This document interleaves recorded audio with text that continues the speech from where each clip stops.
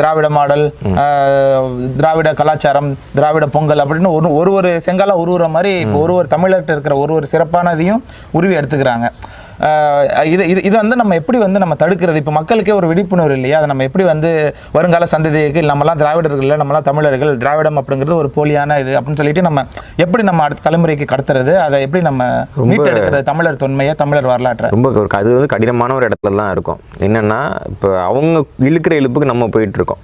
அவங்க வந்து திடீர்னு ஒருத்தரை கொண்டு வந்து இவர் தான் வந்து நமக்கு அறிவு கொடுத்தாருன்னு சொன்னால் நம்ம நம்புகிறோம்.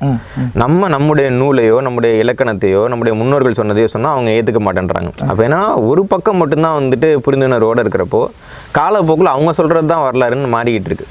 முதல்ல இந்த இனமறிதல்னு சொல்லுவாங்கல்ல, அதை நம்ம புரிஞ்சுக்கணும். இப்போ அவங்க வந்துட்டு ஏன் ஒருத்தவரை பாராட்டுறாங்க? பாராட்டக்கூடிய நபருக்கு ஏதாவது ஒரு தகுதி இருக்கா? அப்போ எந்த தகுதி இல்லாத ஒருத்தரை எதுக்கு பாராட்டுறாங்க? போலி விருதுகள், எதுக்கு வந்து போலியா ஒரு விருது, போலியா ஒரு புத்தகம், போலியா சில